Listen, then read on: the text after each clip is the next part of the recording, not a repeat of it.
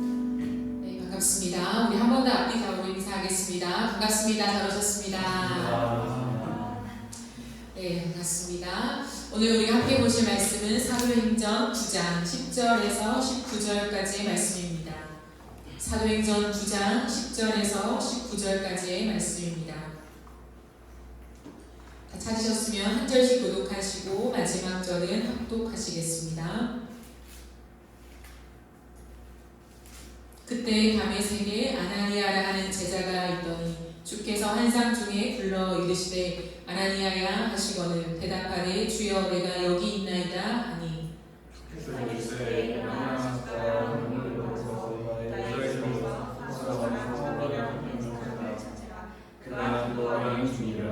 그가 아나니아라 하는 사람이 들어와서 자기에게 안수하여 다시 보게 하는 것을 보았느니라 하시거늘 아나니아가 대답하되 주여 주님에게 대하여 내가 이런 사람이 있었는지 그가 예루살렘에서 주의 성도에게 적지 않게 비쳤다 하니 여기서도 주의 이름을 부르는 모든 사람을 결박할 권한을 대제사장들에게서 받았나이다 하거늘 주시되 가라 사람은 내 이름을 이방인과 임금들과 이스라엘 사람들에게 전하기 위해 택한 나의 그릇이라 그가 내 이름을 위하여 얼마나 고난을 받아야 할 것을 내가 그에게 보이리라 하시니 아나니아가 그 집에 들어가서 그에게 안수하였는데 대사가 죽고 내가 주님께서 거듭하셨던 내 주께서 나를 보내어 다시 준비하시고 성령으로 주하시니 즉시 사울의 눈에서 비늘 같은 것이 벗어져 다시 보게 된지라 일어나 세례를 받고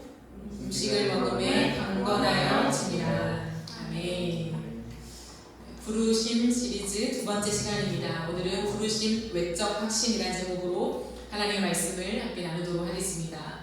부르심에는 대전제가 있습니다. 대전제가 무엇인가요? 나를 부르는 존재가 있다는 것이죠. 그 존재는 하나님이십니다. 하나님이 우리를 부르시죠. 하나님이 우리를 부르실 때 그룹으로 부르시지 않고 우리의 이름을 부르시면서 개인적으로 찾아오십니다. 그리고 나만 할 수 있는 고유한 부르심을 주십니다. 그 고유한 부르심을 발견하는 경로는 다양하기에 사람마다 다릅니다. 하지만 반드시 무엇을 주신다고 했습니까? 내적 확신이요. 내적 확신을 우리에게 주십니다. 미처 생각할 겨를도 없이 급히 내 마음에 닿아서 감동을 주심으로 일하시죠. 하나님의 소리를 들려주시고 이제는 그 소리를 따라 우리의 삶을 걷도록 이끌어 가십니다. 그러나 내적 확신만으로는 온전하지가 않아요. 그래서 또 하나의 중요한 사인을 주시는데 그것이 바로 외적 확신입니다. 예수님은 사울을 부르실 때 갑자기 하늘로부터 빛을 비추시고 그에게 소리를 들려주셨죠. 내적인 강한 확신을 주셨다는 것입니다. 그리고 예수님은 사울에게 다메섹으로 들어가서 다음 지시를 기다리라고 명령하셨죠. 이제 너가 무엇을 해야 할지 너에게 와서 일러줄 사람이 올 것인데 그때까지 기다리라고 말씀하셨습니다. 사울은 지금까지 자신이 주도권을 쥐고 살아왔지만 이제 그는 자신이 행할 일을 알려줄 사람을 수동적으로 기다려야 하는 인생으로 바뀌게 되었습니다. 사울이 기다리는 시간은 결코 멈춰있는 시간이 아니죠. 그 시간 속에서 하나님은 사울을 위해 일하고 계십니다. 이것이 부르심의 여정에 있어서 대단히 중요한 원리입니다. 하나님이 나를 부르신다는 것은 확신을 해요. 하지만 다음 스텝을 말씀하지 않으실 때 우리는 초조해하고 굉장히 조급해합니다. 하지만 그 시간 속에서도 하나님은 일하고 계시다는 사실을 놓쳐서는 안 된다는 거죠. 하나님은 우리를 부르실 때 특징이 있습니다. 그 특징은 뭐냐면 하나님은 나와 하나님의 1대1 관계 안에서만 우리를 콜링하지 않으세요. 하나님의 사람들을 개입시키셔서 삼각구도로 우리를 콜링하십니다. 이것을 외적 확신이라고 해요. 하나님이 계시고 내가 있고 그리고 하나님의 사람이 있다는 거죠. 오늘 말씀에서 하나님은 사울의 다음 스텝을 위해서 한 사람을 예비시켰습니다. 그 사람이 누구인가요? 아나니아라고 하는 사람이죠. 아나니아는 다메섹에 사는 예수님의 제자였습니다. 사도행전 22장 12절에 보면 바울이 천부장 앞에서 자신을 변호하는 얘기가 등장하는데요. 그 속에서 아나니아에 대해서 이렇게 소개합니다. 아나니아는 율법에 따라 경건한 사람이었다고요. 그는 다메섹이라는 곳에 살았는데 그 안에 있는 유대인들에게도 존경받는 사람이었어요. 이것을 종합해서 추측해보면 아나니아는 태어날 때부터 유대인이었던 것 같습니다. 유대인이었는데 예수님을 믿고 개종하게 된 거죠. 기독교로 예수 그리스도를 받아들이는 그러한 사람이 되어진 것입니다. 하나님은 이런 아나니아를 통해서 사울의 부르심을 완성하십니다. 이것이 큰 은혜죠. 그렇다면 아나니아가 하나님 앞에 쓰임받게 된 이유가 무엇일까요? 두 가지 특징이 있습니다. 첫 번째는 뭐냐면 아나니아는 기도의 사람이었다는 거죠. 사도행전 9장 10절 말씀을 보시면 그때 다메섹에 아나니아라는 제자가 있더니 주께서 환상 중에 불렀다라고 말씀하십니다. 환상 기도를 의미하죠. 그간 기도 중에 하나님이 그를 불렀다라고 하십니다. 그런데 주님이 어떻게 그를 부르시냐면 아나니아야 라고 그의 이름을 부르시죠. 이것은 굉장히 친밀하게 부르는 소리입니다. 하나님과 아나니아의 관계가 굉장히 친밀했다라는 것을 보여주고 있다라는 거죠. 그러므로 우연히 그냥 갑자기 하나님이 아나니아를 찾아와서 미션을 던진 것이 아니라 그는 오랜 시간 동안에 예수 그리스도와 기도 속에 친밀한 관계를 유지하고 있었던 사람이었음을 우리가 확인할 수 있습니다. 두 번째 특징이 있습니다. 아나니아는 주님이 세팅되어 있는 사람이었습니다. 10절을 이어서 보면 주님이 아나니아야 하시거늘 대답하되 주여 내가 여기 있나이다 라고 대답을 해요. 이것의 다른 말로 하면 뭘까요?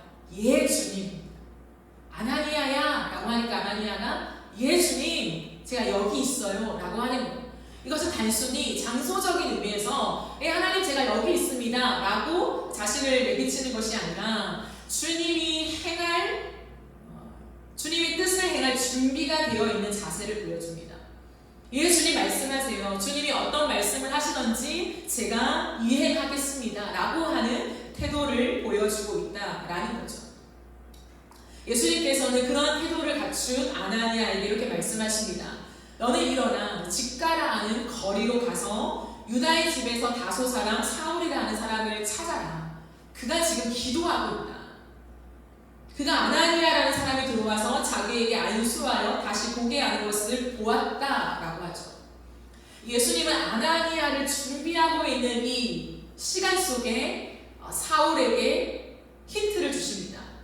처음에는 주님이 말씀하지 않았어요. 누군가가 올 거야. 그때까지 기다려 라고 했는데 기도가 지속되자 하나님은 사울에게도 환상 중에 아나니아라는 사람이 와서 너를 다시 보게 할 거야 라고 하는 힌트를 주시죠. 이 말씀을 받은 아나니아는 반응이 어떻습니까? 하나님 앞에 이해되지 않는다라고 하면서 다시금 질문하게 됩니다. 여러분, 주님이라고 하는 것은 맹목적인 순종을 의미하지 않아요. 주님은 하나님이 어떤 말씀을 하시든 그냥 가장 먼저의 반응이 하나님 하겠습니다.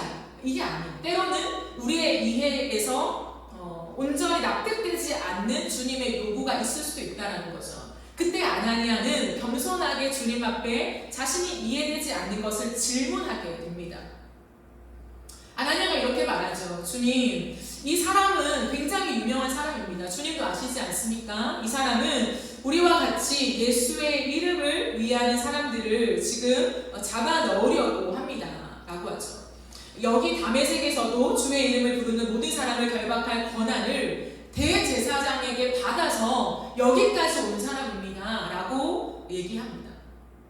이해되지 않는다는 거죠. 어찌하여 나로 하여금 우리를 핍박하는 그 적대자에게 사울에게 가라고 말씀하십니까? 라고 하는 것을 주님 앞에 질문하죠. 그러자 하나님께서 대답하십니다. 15절을 보시면 주께서 이르시되 가라. 이 사람은 내 이름을 이방인과 임금들과 이스라엘 자손에게 전하기 위하여 택한 나의 그릇이다. 16절에 그가 내 이름을 위하여 얼마나 고난을 받아야 할 것을 내가 그에게 보이리라 라고 말씀하시죠. 주님은 가라라고 말씀하십니다. 그가 내 이름을 위하여 택한 나의 그릇이다 라고 말하자 기가 막힌 놀라운 점이 뭐냐면 17절에 보면 아나니아가 떠나 그 집에 들어가서 그에게 안수하이르되 형제 사울아 주곧 내가 오는 길에서 나타나셨던 예수께서 나를 보내어 너로 다시 보게 하시고 성령으로 충만하게 하신다 하니 18절에는요 즉시 사울의 눈에서 비늘 같은 것이 벗어져 다시 보게 된지라 일어나 세례를 받고 음식을 먹음에 강건하여지니라 라고 말씀하십니다. 아나니아의 태도가 무엇입니까? 즉시 떠났다고 되어 있어요. 주님이 말씀하신 대로 순종하며 정확하게 그 길을 갑니다. 그리고 더 놀라운 사실은 뭐냐면 사울을 만나잖아요. 그 사울을 만났을 때 뭐라고 호칭합니까? 형제 사울아 라고 얘기합니다. 놀라운 거죠.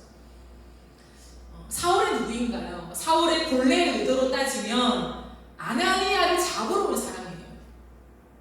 아나니아 입장에서는 자신의 목숨줄을 붙잡고 있는 사람이었다는 거죠.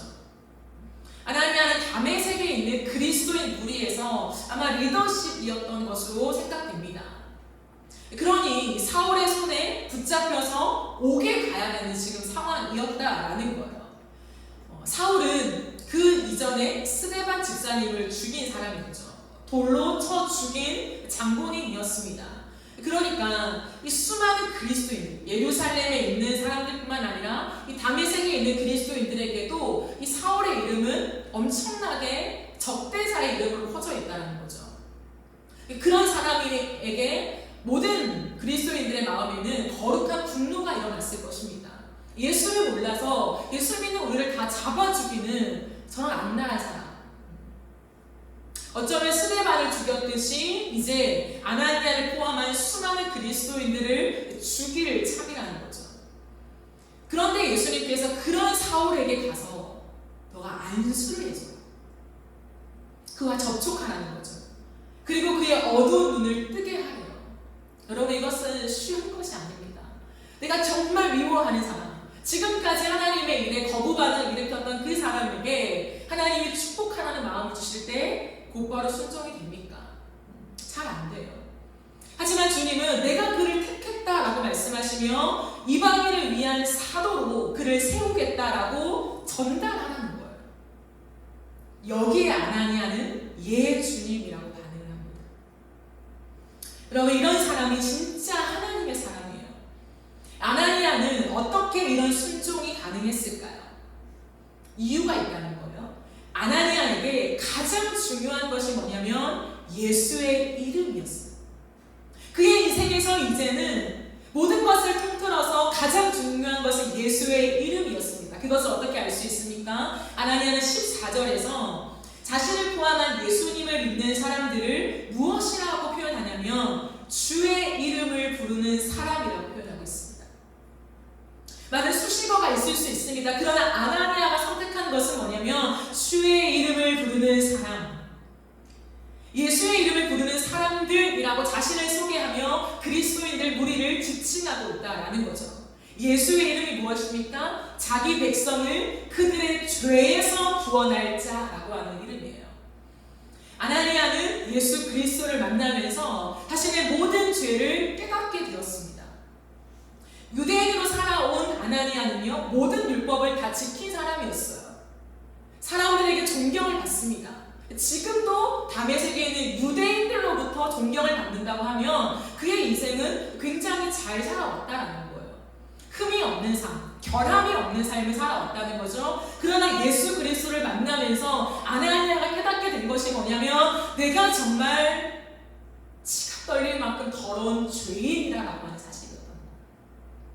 유대인으로서 날마다 회당에 가서 하나님의 말씀을 듣고 전하고 수많은 사람들에게 리더로서의 역할들을 감당하지만 정말 나는 죽어 마땅한 죄인이구나 라고 하는 것을 깨닫게 되었어요. 그런데 예수 그리스도 안에서 내가 구원을 받았구나 라고 하는 놀라운 복음을 받아들이면서 그의 인생은 완전히 변하게 되었다는 거예요. 이제 그의 인생에서 가장 중요한 것은 뭐냐면 예수의 이름을 전하는 것. 세상의 모든 사람은 겉으로는 굉장히 고결해 보여도 이 영과 속은 다 시커먼 죄악이 가득한 존재입니다. 그렇기 때문에 예수 그리스도의 이름 앞에 나와서 모두가 죄를 씻고 예수의 이름으로 살게 되는 그것을 희망하게 되었다는 거죠. 그것이 아나니아의 꿈이 되었습니다. 고로 자신의 동족 유대인들이, 특별히 그 유대인들이 예수의 이름 앞에 나아오게 되는 것이 아나니아의 꿈이 되었습니다. 그 사람들이 이제 예수 그리스도의 이름 앞에 엎드려서 주님을 경배하게 되는 날을 소망하며 살았다는 거죠. 우리 모두가 이제는 자신을 높이는 삶이 아니라 예수 그리스도의 이름을 높이는 삶으로 전향하게 되는 것을 기대하며 살아왔습니다. 그런 아나니아에게 예수님이 다가오셔서 그를 설득하실 때 이렇게 설득하신다는 거죠. 15절을 보세요. 주께서 이르시되 가라. 이 사람은 무엇을 위하여? 내 이름을 이방인과 임금들과 이스라엘 자손들에게 전하기 위하여 택한 나의 그릇이다. 하나님은 참 정확하시죠. 그 사람에게 참 가장 알맞게 일하십니다. 예수의 이름 앞에 죽고 사는 아나니아에게 주님은 사울에게 가서 축복하기를 명하실 때 예수의 이름으로 설득하신다는 거죠. 사울은 내 이름을 위하여 쓰임받을 사람이다. 이방인뿐만 아니라 모든 임금들과 이스라엘 자손들에게 내 이름을 전할 사람이야 라고 말씀하신다는 거죠. 이 말씀 앞에 아나니아는 자신의 판단을 내려놓습니다. 이 말씀 앞에 자신의 선입견으로 결정하지 않습니다. 경험으로 선택하지 않아요. 오직 예수의 이름으로 선택하게 된다는 거예요. 왜? 아나니아의 마음에는 주님, 예수님의 이름이 전파되면 그걸로 족합니다. 이 마음이 있었다는 거죠. 생각해 보세요. 하나님은 아나니아 자신보다 사울을요 더 큰 그릇이라고 말씀하셨어요. 그러나 아나니아는 시기하지 않아요. 하나님 어째서 사울을 저보다 더 큰 그릇으로 사용하신단 말입니까? 제가 먼저 부름받아 주님 앞에 이렇게 삶을 던지고 있지 않습니까? 라고 주님 앞에 하소연을 하지 않아요. 하나님께 따져 묻지 않습니다. 그 예수님 말씀 앞에 아나니아가 취하는 태도는 뭐냐면 인정이다. 주님 인정합니다. 하나님이 그렇다면 알겠습니다 라고 한다는 거예요. 이방인과 높은 사람들에게까지 예수의 이름을 전하는 사울의 부르심 앞에 그것을 기꺼이 기뻐할 줄 아는 사람이 아나니아였다라는 거죠. 그래서 사울에게 가서 첫 마디가 형제 사울아. 사울을 예수님의 마음으로 받아들이고 있습니다. 그리고 그의 고유한 부르심을 말해주고 있죠. 사랑하는 여러분, 이런 사람이 여러분 곁에 있다면 진짜 큰 복이에요. 하나님은 하나님의 사람들을 개입시키셔서 우리의 부르심을 완성하십니다. 그러므로 부르심을 발견하는 여정에서 믿음의 사람과의 인격적인 접촉은 너무나 중요합니다. 예수님은 직접 사울에게 모든 것을 말씀하실 수도 있었어요. 소리로 그를 회심시키는 것뿐만 아니라 더 나아가서 내가 너를 이방을 위한 나의 그릇으로 택했다. 너는 이제 준비하여서 이방으로 땅끝으로 나아가라 라고 직접 말씀하실 수도 있었다는 거예요. 하지만 예수님은 그 방법을 사용하지 않았습니다. 굳이 아나니아를 통해서 부르심을 전달하는 방법을 사용하신다는 거예요. 이 방법은 오늘날도 우리에게 적용되어집니다. 즉 나의 아나니아가 있다는 거예요. 하나님이 우리를 부르심의 여정 속에서는 나와 하나님과의 독대의 관계 속에서 깨닫게 하심의 은혜가 있습니다. 하지만 그 길로만이 아니라 하나님의 사람, 나의 아나니아를 보내셔서 하나님은 외적인 확인을 시켜주심으로 그 부르심을 완성해 가신다는 거예요. 이것이 하나님이 선택하신 부르심의 콜링입니다. 그러므로 우리는 나의 아나니아를 위해서 기도해야 해요. 사울은 아나니아가 오기 전까지 금식하며 하나님께 기도했습니다. 예수님 뭐라고 하셨습니까? 너가 행할 것을 알려줄 사람이 올 것이다. 기도하고 있어라 라고 했습니다. 그러니까 보지도 못하고 마시지도 않는 금식 속에서 사울은 무엇을 놓고 기도했을까요? 하나님, 저의 길을 알려줄 사람을 보내주세요. 하나님 속히 보내주세요. 그리고 내가 알아들을 수 있도록 하나님 나를 준비시켜주세요. 그 아나니아를 위해서 기도하고 있었지 않았겠습니까? 그러니 기도를 통해 아나니아를 알아보게 되었고 예수님이 보내신 사람으로 인정하게 된 거예요. 사울이라고 아나니아가 왔다고 해서 무조건 받아들여야 할 이유는 없다는 거죠. 하지만 그 과정 속에 이 사람이 정말 하나님이 보내신 사람이구나. 이 사람의 말이 하나님의 말씀이구나 라고 하는 것으로 인정하게 되었다라는 거예요.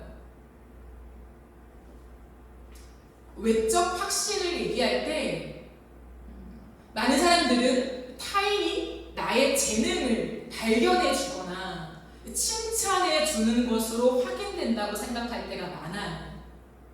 물론 그럴 수도 있지요. 하지만 외적 확신은 단순히 타인이 나의 재능을 발견해주고 칭찬해주는 것으로만 확인되는 것이 아닙니다. 예수님과의 친밀한 관계 속에서 주님이 훈련된 사람들을 만나게 하신다는 거죠. 이게 왜 중요하냐면 그 사람들은 자신의 생각으로 말하지 않기 때문이에요. 내가 보니까 너에게 그런 재능이 있어. 그걸 발전시켜서 너의 업으로 삼으면 괜찮을 것 같아. 라고 우리에게 얘기할 수 있죠. 하지만 그것은 자신의 생각일 때가 훨씬 더 많다라는 거예요. 하지만 하나님과의 친밀한 관계 속에 주님이 훈련된 사람은 누구이냐면 오직 하나님의 감동만을 고스란히 전하는 사람이에요. 내 생각과 나의 판단이 개입되지 않고 항상 기도하는 사람이기 때문에 하나님의 감동을 따라 걷는 사람이기 때문에 저 사람을 향한 하나님의 감동을 고스란히 느끼게 된다는 거예요. 그래서 그것을 전할 때 하나님의 부르심일 가능성이 훨씬 더 높다는 거죠. 제가 21살 때로 기억이 납니다. 저는 그때 하나님 앞에서 사역자로서의 부르심을 받았어요. 내가 하나님 앞에서 풀타임 사역자로 살아가야겠다. 그런 부르심까지는 왔습니다. 하지만 내가 선교사가 되어야 할지 국내에서 한국교회 안에서의 사역자로 살아야 할지에 대한 확인을 받지 못했어요. 굉장히 혼란스럽고 답답하고 빨리 결정하고 싶은데 답이 안 나는 그러한 상황 속에 놓여지게 되었습니다. 할 수 있는 것이 없잖아요. 계속 기도만 했습니다. 하나님 빨리 결정하게 해주세요. 선교사면 선교사의 길로, 한국교회면 한국교회의 길로 내 마음을 하나님 감동시켜주세요 라고 기도를 했어요. 근데 아무리 기도해도 좀처럼 내 마음에 확신이 생기지가 않는 거예요. 그런 찰나에 교회에서 청년부 수련회를 가게 되었습니다. 그때 기도 특강으로 오신 한 목사님이 계셨어요. 그 목사님께서 특강을 마치신 후에 사모님과 함께 저와 셋이서 면담을 하게 되었습니다. 그 면담 속에서 그분이 저에게 물으셨어요. 자매님에게 고민이 있으십니까? 저는 지금까지 너무 어렵게 이렇게 싸우고 있는 그 고민을 털어놓게 되었죠. 그때 목사님께서 즉시로 우리가 하나님 앞에 기도해 봅시다 라고 하면서 사모님과 함께 기도를 하셨어요. 그리고 나서 저에게 많은 권면의 말씀을 해주셨습니다. 그때 하나님께서 급하게 선교를 보내시지 않을 수도 있으니 감동이 온다면 한국교회에 남아서 사역을 감당하십시오 라고 하시면서 하나님의 부르심을 알아가는 그 과정을 저에게 말씀해 주셨어요. 물론 부르심에 대한 어떤 특강이나 장황하게 설명하신 건 아닙니다. 하지만 저는 그때 하나님의 부르심이라고 하는 것이 결코 단기간에 하나님이 급박하게 이루어지는 것으로 끝나는 것이 아니구나. 시즌이 있고 그 시즌마다 하나님의 부르심이 확장되어져 갈 수 있구나 라고 하는 걸 깨닫게 되었어요. 그리고 지금 나의 부르심은 한국교회다 라고 하는 마음으로 정리하게 된 것이죠. 그때 그분과의 면담이 저의 인생에서 하나님의 부르심으로 가는 길에 굉장히 큰 도움이 되었어요. 그리고 저는 지금까지 그 도움을 힘입어서 오게 된 것입니다. 즉 우리가 하나님이 보내주신 아나니아가 있다는 사실을 반드시 기억해야 되고, 내가 혼자서 스스로 내 부르심을 가져갈 수 없을 때에 하나님이 외적인 확신을 통해서 지금 나에게 말씀하실 수도 있구나라고 하는 길을 열어놔야 돼요. 그런데 그 아나니아는 나에게 와서 직접 이 아나니아처럼, 정말 성경의 아나니아처럼 사울에게 당신을 향한 하나님의 뜻은 이방인 선교입니다. 지금부터 당신은 유대인뿐만 아니라 이방인에게 나아가서 전도하는 하나님의 그릇으로 쓰임받게 될 것입니다 라고 명확하게 말해줄 때가 있어요. 그런데 또 하나의 경우는 뭐냐면, 정확하게 당신의 부르심은 이방인 선교입니다 라고 말해주지 않을지라도 그 부르심의 방향으로 가는 구체적인 길을 제시하는 경우가 있어요. 그 부르심으로 가는 방향 속에 내가 어떤 길로 가야 할지를 가이드해주는, 아주 정확하게 가이드해주는 경우가 있다라는 거예요. 분명한 건 뭐냐면, 하나님께서 나를 이끌고 가시는 시간 안에 가장 적절한 방법으로 일하신다는 거예요. 지금 당장 명확하게 너는 이것이 배워야 돼, 이 직업으로 너는 준비를 해야 할 때면 하나님이 그런 방법으로 다가오세요. 하지만 그것이 아니라 큰 길을 좁혀가야 하는 단계라면 명확하게 좁힐 수 있는 만큼의 아나니아를 보내주신다는 거죠. 그렇게 부르심을 막연하게만 생각하면 안 됩니다. 어느 날 갑자기 하나님이 나에게 너는 내가 이걸로 불렀다 라고 하는 이 막연하게 찾아오는 것으로만 생각하면 안 되고, 우리는 나의 아나니아를 만나게 해달라고 기도해야 합니다. 이런 사람들은 하나님의 사람들을 귀하게 여기게 되어 있어요.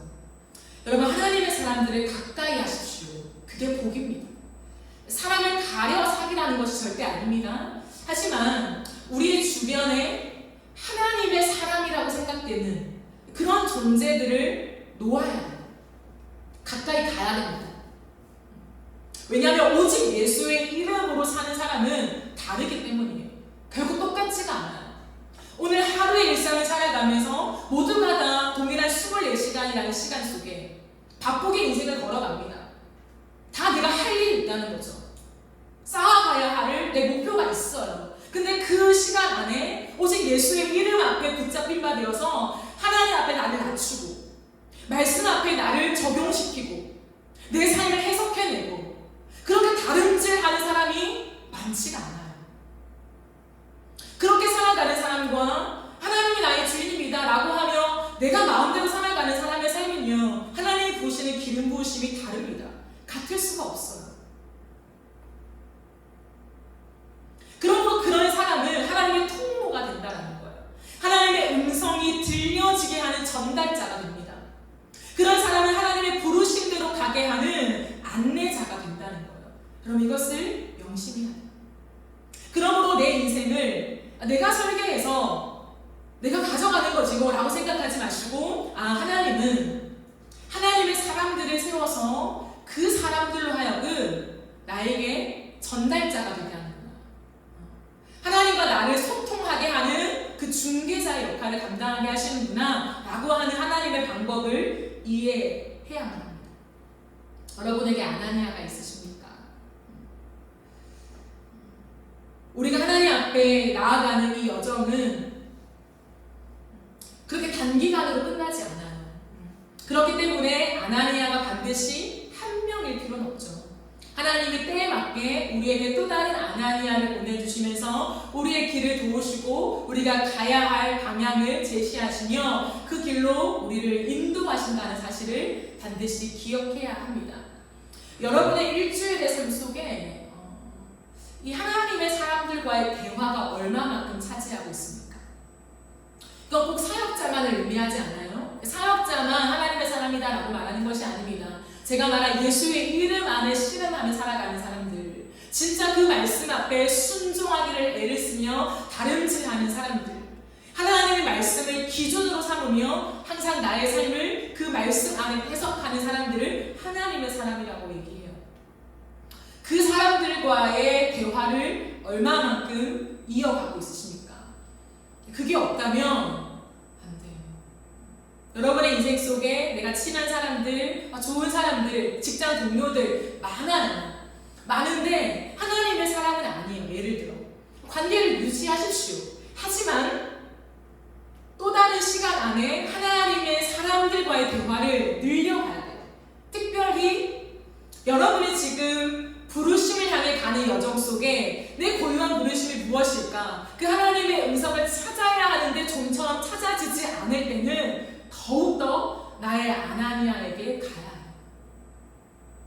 하나님이 보내주실 때도 있습니다. 그러나 내가 스스로 찾아가야 될 때도 있어요. 왜냐하면 하나님이 이미 놓아준 사람들이 있어요. 내 인생 속에.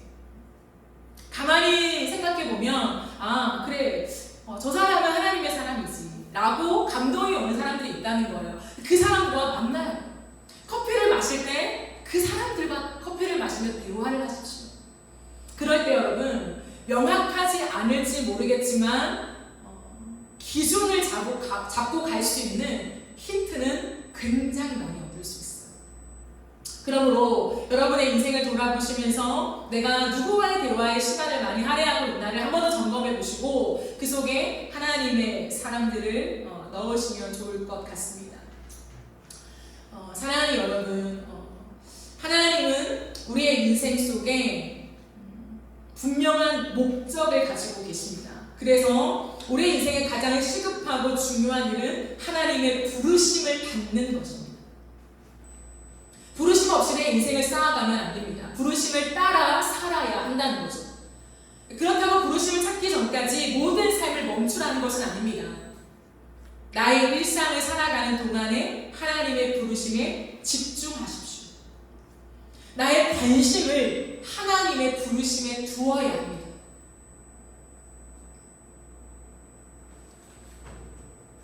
하나님은 우리의 마음속에 감동으로 하나님의 마음을 알게 하시고 그러므로 마음을 들여다보는 시간이 없이는 부르심을 발견하기가 어려워요.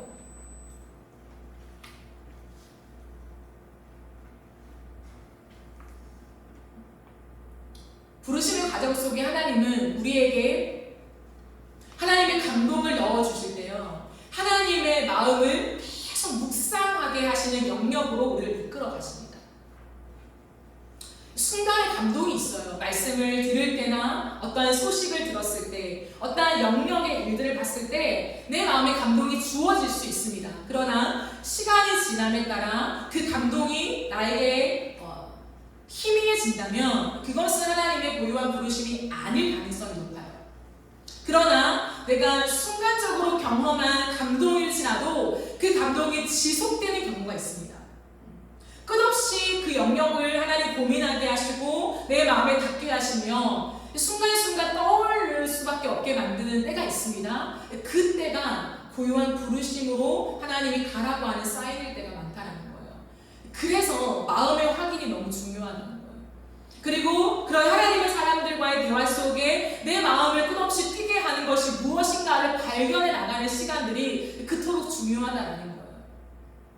제가 지난번 말씀을 나누면서 여러분에게 하나님의 감동을 주시는 것들 써보라고 했잖아요. 하루를 마감하는 동안에 내가 대화한 거나 아니면 하나님의 감동인 것들 써보고 계십니까?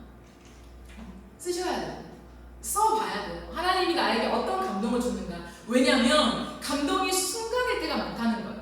하나님이 계속 왕왕왕왕 이렇게 크게 우리에게 말씀하시는 것이 아니라 하나님은 갑자기 우리에게 감동을 넣어주실 때가 있고 또는 하나님이 어떤 단시간 안에 우리에게 깨닫게 하실 때가 있다는 거예요.